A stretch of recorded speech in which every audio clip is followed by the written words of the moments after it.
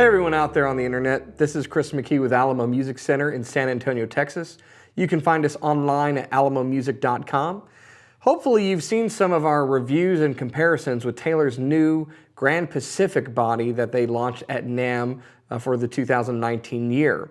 The Grand Pacific, which I'm holding the 717 model of, is a brand new body shape and sound from Taylor guitars. The two that we've reviewed so far are Builder's Edition models, the 517 and the 717, available either in mahogany or rosewood with burst finish available on either one. Now we did a comparison with the 517, which is spruce and mahogany, with some of the dreadnoughts that it would probably be compared against in the marketplace, specifically a Martin D18 and then or a pair of Gibson J45s, a standard model and a vintage model. And that's been a very popular video, and we've been wanting to compare the 717, and so we finally get a chance to with one of the redesigned HD28s that Martin came out with last year.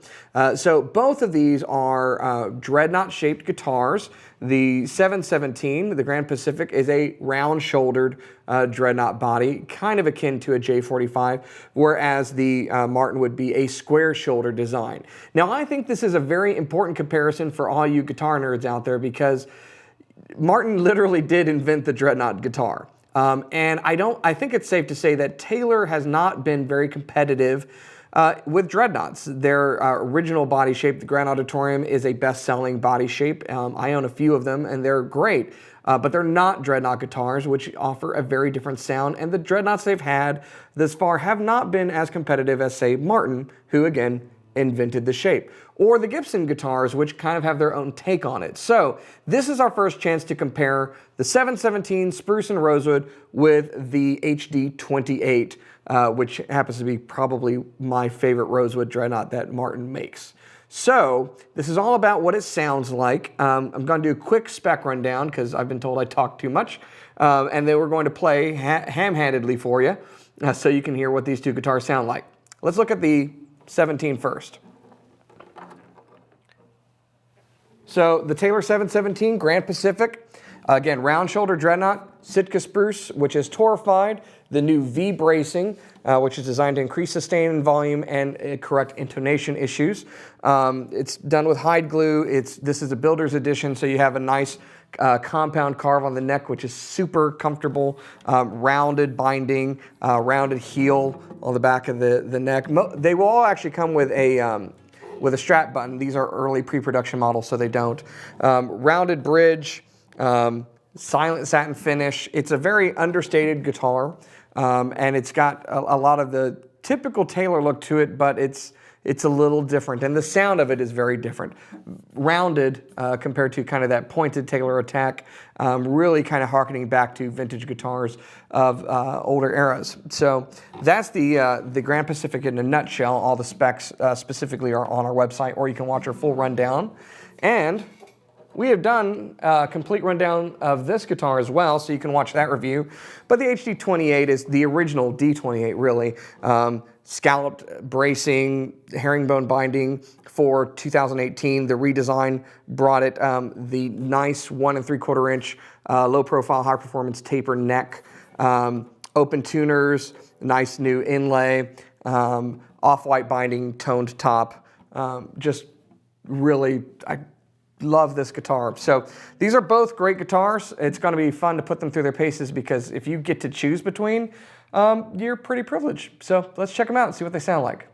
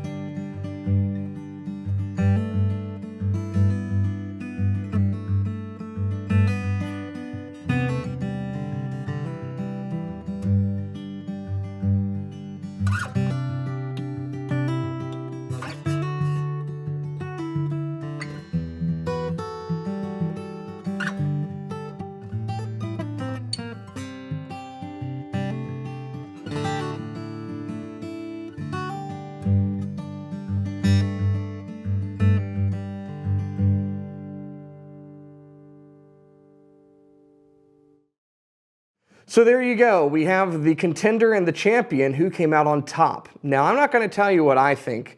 Okay, I'm going to tell you what I think. I think they're both awesome, but they're very awesome for different reasons. There's a refinement to the Taylor, mostly in regards to the tone and how it records, so that it gives you that kind of vintage sound and roundness of the tone, but with a mind to how it's going to end up through a microphone and on tape. So you may hear that on this video. The Martin is the Martin, man. It's an HD28. It's awesome. It feels better than it ever has in the past. It sounds fantastic, and it really nails the look and the tone of what you consider a dreadnought. So, you know, I think the fact that we're comparing these and how well the Taylor's performing really shows what's been done with the Grand Pacific, and I would take either guitar or I'll take both. That's perfectly fine. I've got room, but I'm curious to hear what you think. Do you like the Taylor? Do you think it's a worthy competitor in this place? Do you think it's got no business competing with the Martin? Do you think it's overtaken the Martin as far as what a modern dreadnought should sound like, or even a vintage dreadnought? So let us know your comments below. And as always, I want to ask you to subscribe, turn on your notifications, and watch all of the videos we're going to do for you. Thanks. Hey, thanks so much for watching our videos. If you enjoy what we're putting out, help support this channel by going down below and purchasing one of the t-shirts we've made for you.